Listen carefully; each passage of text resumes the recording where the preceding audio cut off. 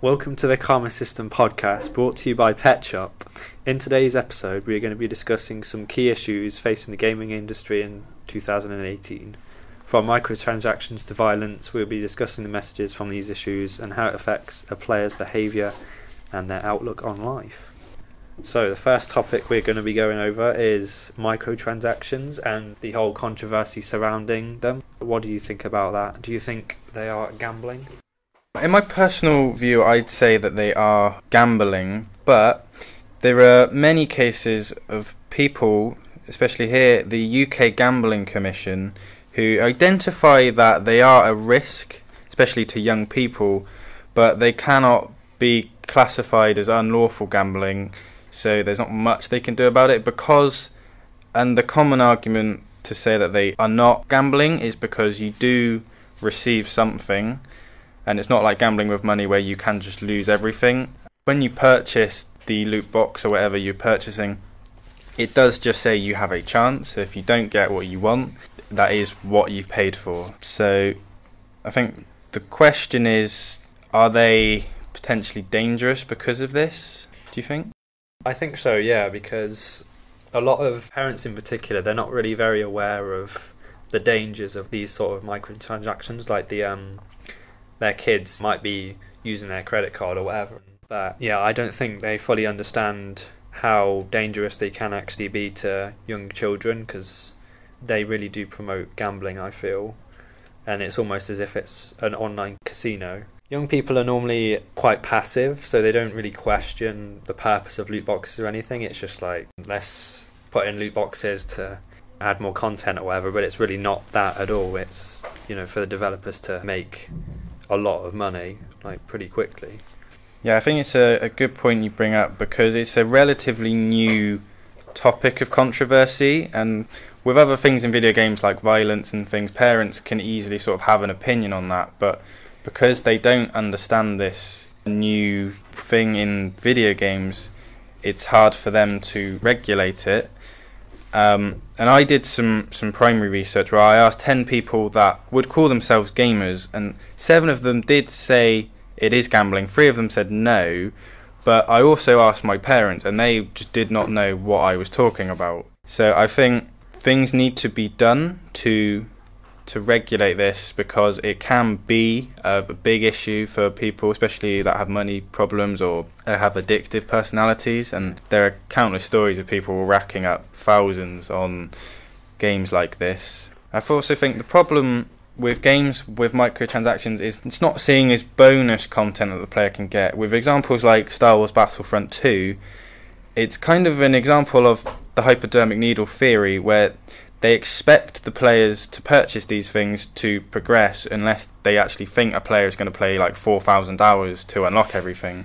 When in reality, that's not what they want. They want the player to spend money on these loot boxes so they can get characters, which, I think most people would agree, if you're paying 40 quid for the game, should be included in the game, not be an add-on. Yeah, for sure. That's how it was in the past.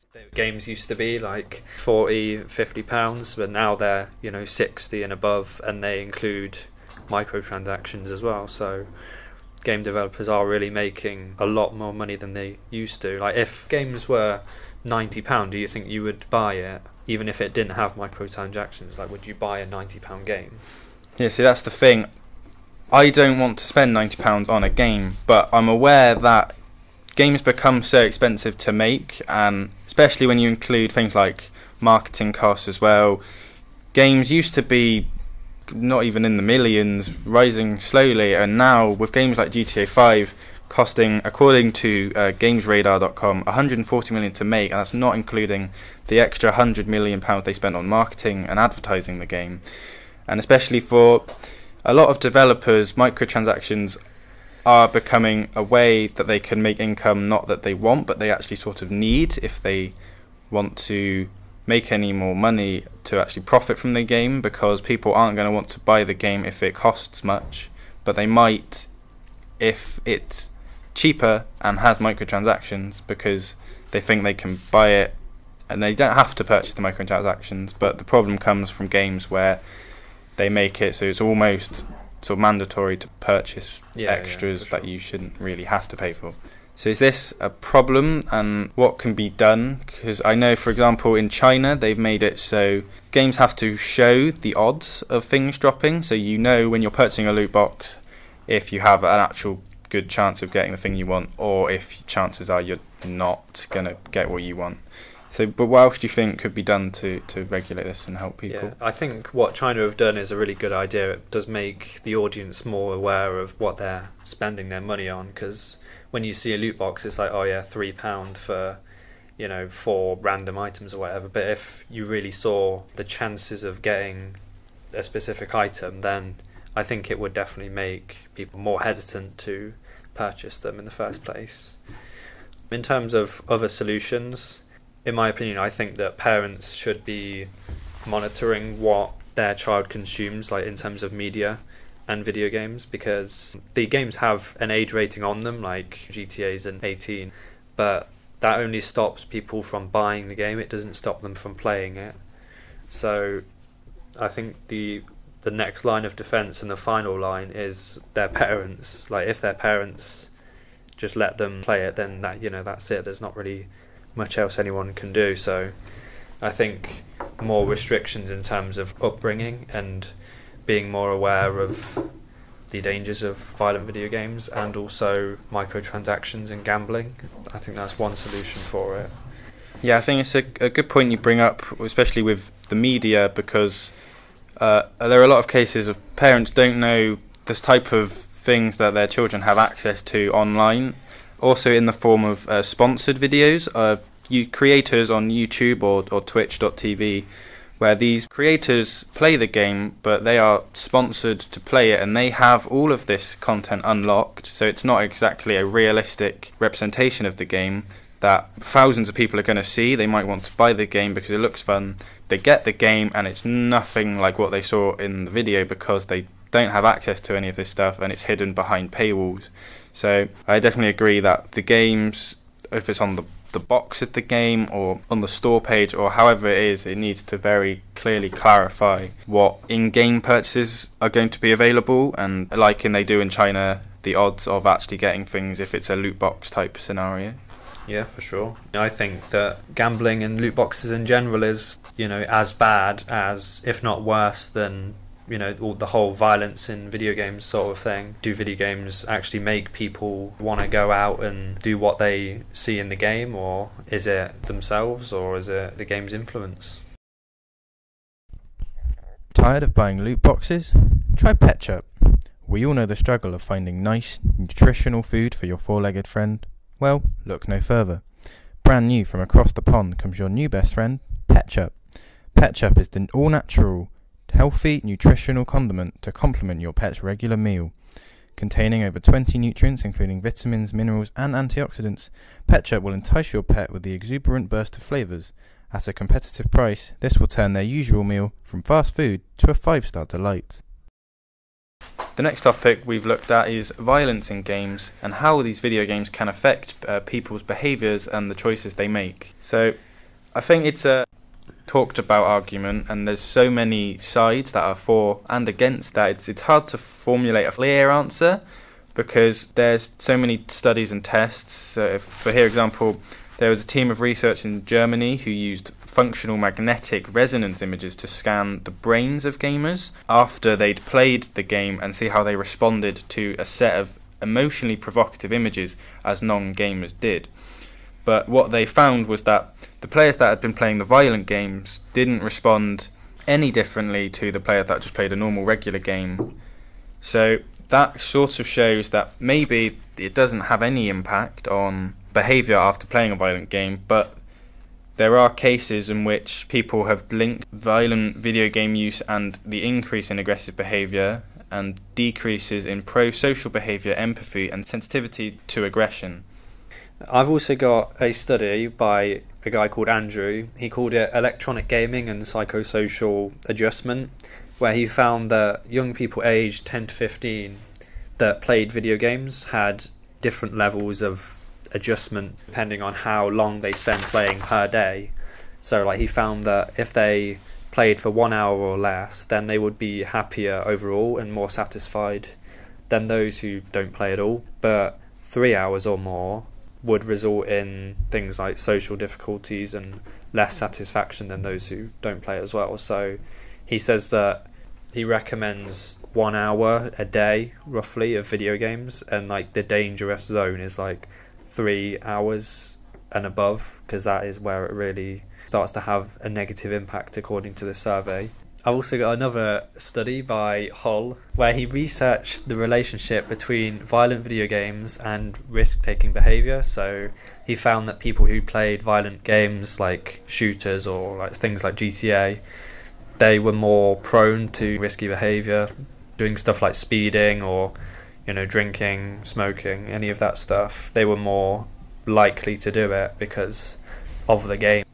So the thing with violence in games is that because there's so many opinions for and against if it can affect behaviour, the question becomes, is it actually a problem there being too much violence in games, and should this be monitored?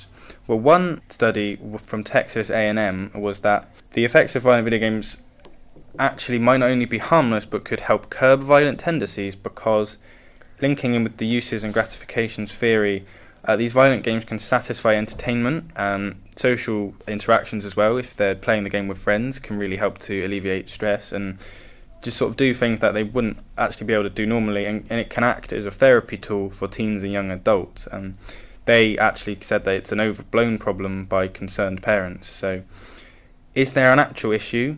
My opinion is no, it's not an issue, but people are concerned about the effect. So what do you think could be done to reduce any violence caused from games?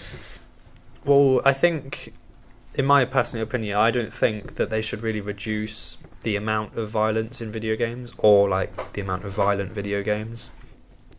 But like I say, for the, you know, the microtransactions, it's just parents just need to be more aware of what their child is consuming in terms of media and how it affects their behaviour.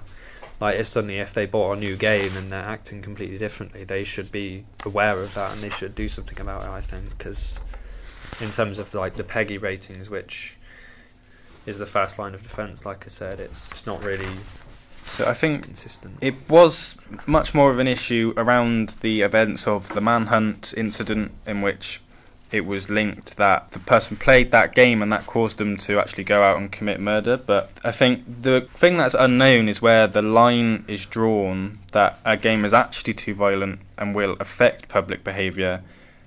And whilst some people would say games like GTA clearly cross the line, but many people would argue GTA can just do that because people buy GTA not because they want to sort of go around shooting people, but that's because what the game is and has become known as in recent times. And also with the increased exposure of games online through opinion leaders, this could cause younger people to want to play games that have 18 plus age ratings, and obviously these ratings are in place to stop young people from being exposed to this violence and drug use or whatever else the game has got that rating for. So I completely agree that parents have typically an oppositional response to these games, but often enough they still are not aware of the content that their children are exposed to online. So that should definitely be made more aware to parents, that just because they might not be able to purchase these games doesn't mean that they can still watch the entire game online. GTA in particular is quite a scapegoat for people to say that, you know, it causes violent behaviour and things like that, because in 2005 there was a guy who killed 3 police officers after playing GTA for months on end. Like, he played it day and night, and after he'd committed the crime, like, the attorney said that GTA had essentially trained him to kill the cops. It was almost as if it was a murder simulator. But also with that, I don't think GTA is solely to blame, because there are other risk factors. Like, he had a really troubled upbringing, which, you know, combined with it, I guess. So it's not the game's fault alone, in my opinion. But also, you've got to think about who else is at fault. Like, was it the game developers? Like, I don't think so, because millions of people play GTA and, you know, they don't think for a second to do the sort of thing he did. Yeah, I completely agree that it's not the game company's fault, because they've made a game that millions of people have played, and if all you can find is 1 to maybe 5 people that have had actually gone out and had increased violent behaviour. That's a very, very small sample that they've taken, and I definitely think it's very overblown. And I think as long as people are aware of it is just a game, but I think most of the time it is cases where people have had other problems and other issues that have caused that behaviour. It's not solely for the game to blame. So ultimately, I don't think violence in the game can really affect a person's behaviour, only in certain cases, and I don't think the game is solely the reason for that. Also, in GTA, I think it's not really the main aim of the game, but you can do it if you would like. In terms of the crime with Moore, he killed cops because he saw it happening in GTA, and I think that's another topic to discuss, the antagonisation of certain institutions in video games, such as the police. The third topic is how video games have antagonised different institutions, such as the police, in certain video games, such as like GTA. I think that because they appear as the villains quite often, and you normally have to kill police to progress or for fun maybe, it does antagonise them and does make the police seem like the bad guy, when actually in reality they're the opposite of that. Because in combination with the media, I think that when one bad incident occurs with a policeman, like he kills an innocent person, it does make the public generalise their opinion to almost the entire police force, so they all have this negative opinion on them. And also, in addition, because the police have so much authority and power, they do have a much bigger potential for like a tragedy such as loss of life of an innocent person. Say for example there's a bad reporter, he's just going to make it so his views are biased maybe, or not report on the situation properly. If like there's a bad litter picker, the streets aren't going to be very clean, but if there's a bad cop, they can kill people. So they have so much scope for what they can do in terms of their power, regardless of what is right and wrong. But they can definitely do stuff like that, and that's why they make really good villains for video games, because they can abuse their power to such an extent where it ends people's lives. Do you think games are targeting these institutions to try and change people's opinions on them, or are they just a villain for the sake of the game? I think both, really, because video games they don't really change my opinion personally on different people, like the army or the police even, but they do help to teach people about different institutions. Like without video games, people wouldn't know what certain aspects of society are like. It like creates an image in the player's head, which makes video games developers hold a lot of responsibility, because they have to portray different people as accurately as possible, which also links us on to our next topic. It's how do video games portray different ethnicities and races, and is that right to portray one in a certain way consistently, or is it not? So for the final topic, I looked at how video games portray minorities and if they're appropriate and if they change people's views on those minorities in real life. So I started off by asking 15 people if they've ever played a video game with minorities in it and if that's ever changed their views on them. All 15 did say no, so that it doesn't change their opinion on them. So I followed this up by asking them if they could name a minority group that are stereotypically known as bad in games. 12 people said Muslims and Arabic, and there are many different minority groups in games, but when asked for a bad one, this answer was the most common. So I think the question is, are games actually affecting this view if people chose that group? And whilst this is just their view of it in a video game, it doesn't directly relate to real life, but with many stereotypes such as all Muslims are terrorists, which is a stereotype not believed by many, but is kind of showed in games like Call of Duty Modern Warfare, which is a modern warfare game, so it's obviously going to be showing modern war. But Nicole Lee for Engaged writes that Call of Duty is just shoot all the Arabs, and says that Muslim blood is the cheapest in the world. For this to be in the game must have been somebody's view in real life. So are the game creators racist for having this portrayal? I don't think so, but some people could definitely say. And I also asked the 15 people if they ever played Call of Duty, and 7 of them have, but they still have no unchanged opinions, and still respect this minority, even if in the game they're not portrayed in a positive light. And it's not, this game doesn't represent the entire games industry. For example, Farida Malik is a character from Deus Ex, and she's a Muslim character and she's portrayed very positively. Although I feel for a community that is 1.6 billion people, more could be done, because you get games like Muslim Massacre, and the fact that this game even made it out, even though maybe it could have been a joke, I just think how that's gotten out there is kind of unacceptable in the industry, and it can really affect people. For example, Mohammed Shafiq from the Ramadan Foundation said that encouraging children and young people in a game to kill Muslims is unacceptable, tasteless and deeply offensive.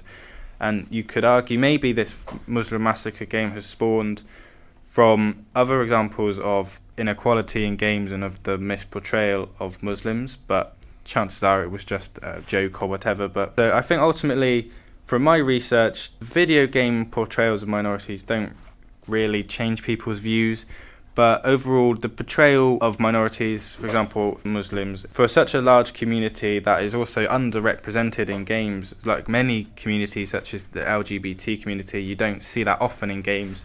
A lot should be done to make games more equal, because many audiences might not know much about these minorities, and it can really be a good way for people to learn about the world, but not if they're being portrayed in a negative light.